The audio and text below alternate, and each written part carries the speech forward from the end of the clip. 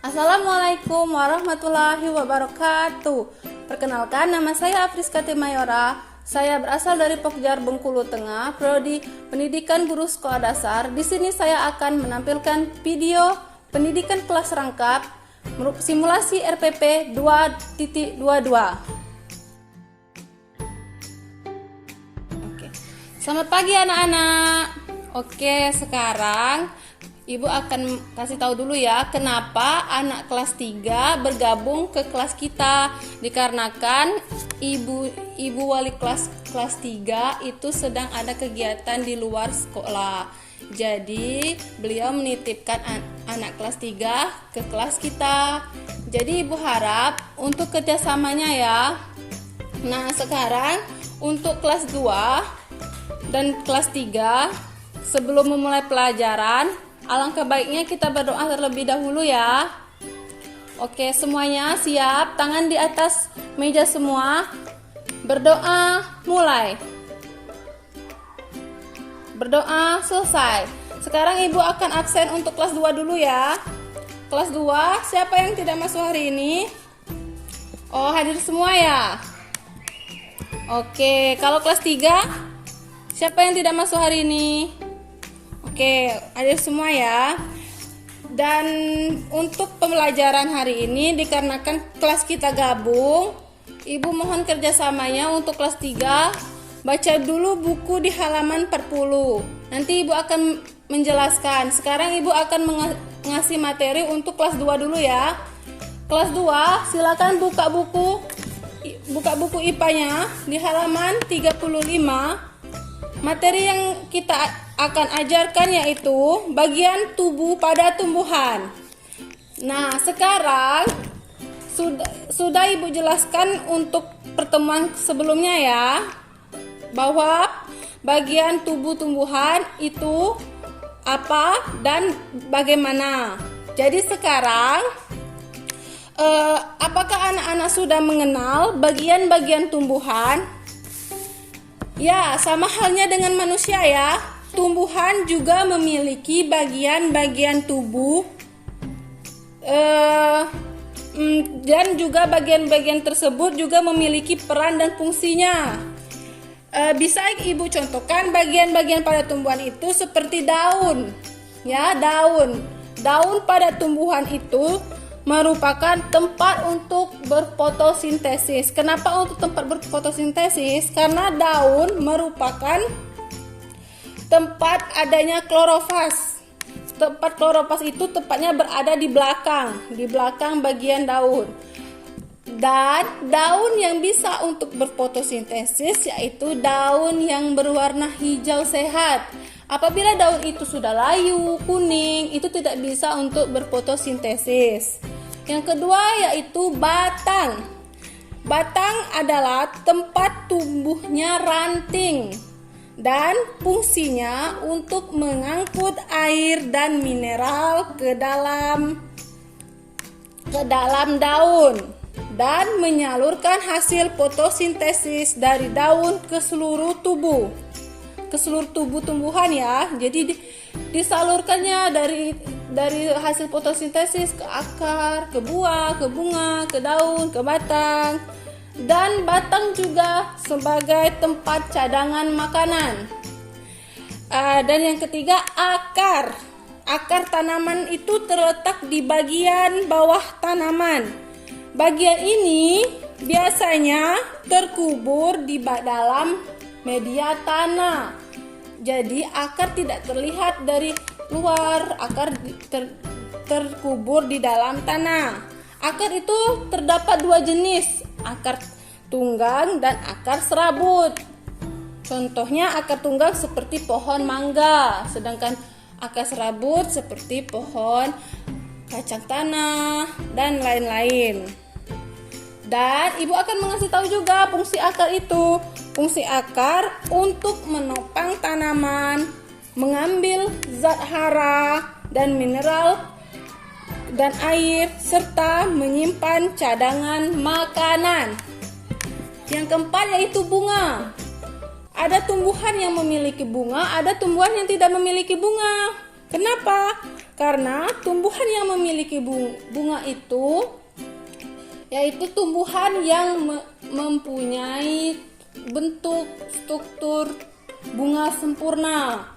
Yang sudah Ibu jelaskan kemarin bahwa bunga sempurna itu terdiri dari putik, benang sari, tangkai, mahkota, kelopak bunga, dan sebagainya. Sedangkan bunga tidak sempurna itu mungkin cuman ada mahkota, cuman ada kelopak, tidak ada benang sari, tidak ada putik, begitu. Sedangkan yang terakhir biji pada tumbuhan itu dikenal sebagai isi buah ya. Biasanya biji itu terdapat di dalam isi buah. Itu sebagai cikal bakal tanaman baru, atau bisa kita sebut dengan semai, menyemai kan. Misalnya aku mau menanam mangga, udah dimakan, ada bijinya terus disemai. Nah, biji itu terdapat dua macam, dikotil dan monokotil. Jadi itu terbagi menjadi lima itu ya, tubuh pada tumbuhan.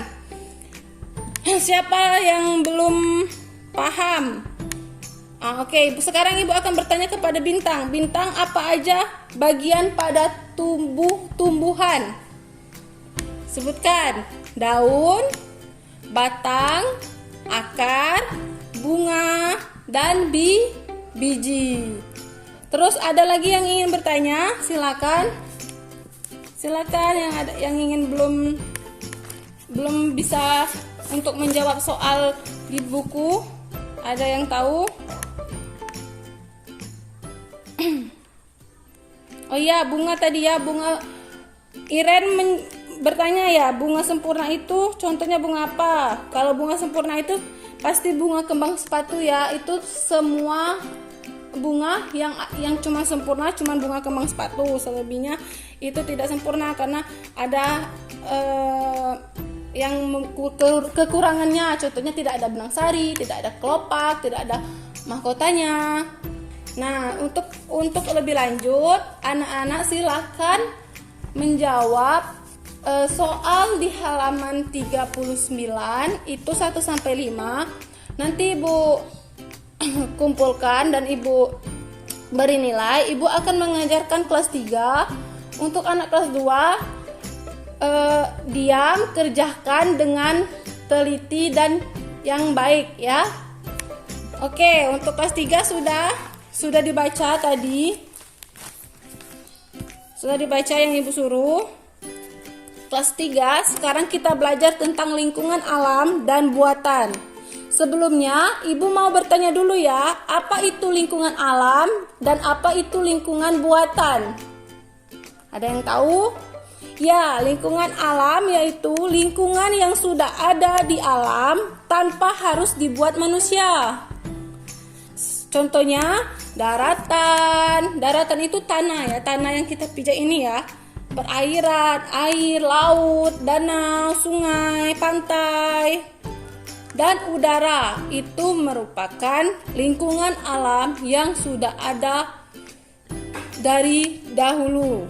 Sedangkan lingkungan buatan, lingkungan yang dibuat oleh manusia. Contohnya bangunan rumah, bendungan, sawah, kolam. Itu lingkungan buatan. Jadi lingkungan buatan dan lingkungan alam itu bisa terdapat dengan kenampakan ya. Juga diartikan sebagai segala sesuatu atau benda yang terlihat di alam. Kenampakan ini dibagi menjadi 2, yaitu kenampakan buatan dan kenampakan alam. Kenampakan buatan contohnya waduk, bendungan, bangunan juga.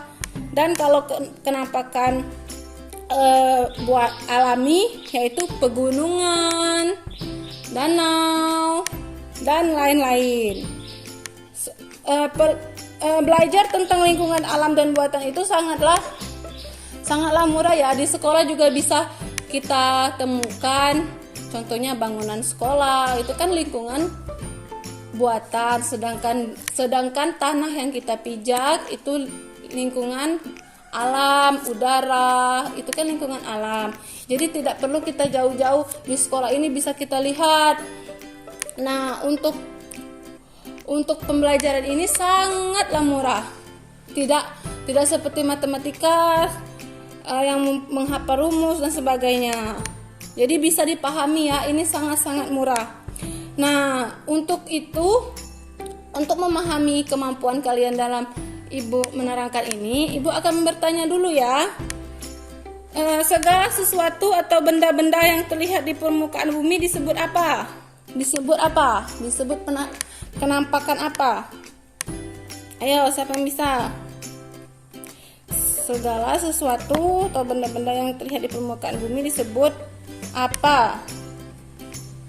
Disebut kenampakan.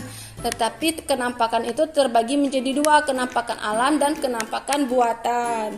Nah, kenampakan yang diciptakan oleh Tuhan disebut kenampakan apa? Ya, kenampakan alam. Kenampakan alam itu yang Ibu sebutkan dari tadi ya, yaitu daratan, sungai, gunung. Itu cuman Tuhan yang bisa menciptakan. Sedangkan manusia itu bisa menciptakan dari bangunan dan sebagainya. Oke, Ibu rasa ini pembelajaran ini sangatlah murah. Karena waktu dan itu sebentar lagi juga istirahat. Silakan kalian untuk kerjakan PR di halaman 45 1-10. Besok dikumpulkan dengan ibu wali kelas kalian sendiri ya. Silakan untuk anak kelas 3 bersiap-siap untuk istirahat. Oke, bagaimana anak kelas 2? Sudah selesai? Sudah. Kalau sudah, nanti kumpulkan di depan meja paling depan ya. Nanti Ibu ambil. Sekarang siap-siap beres-beres untuk istirahat. Ya, sudah semua ya. Duduk rapi. Ya, lebih dan kurang Ibu mohon maaf. Wabillahi taufik wal hidayah. Wassalamualaikum warahmatullahi wabarakatuh. Itulah tadi video hasil dari simulasi RPP 2.22 pendidikan kelas rangkap. Lebih dan kurang saya mohon maaf. Wabillahi taufiq wal hidayah. Assalamualaikum warahmatullahi wabarakatuh.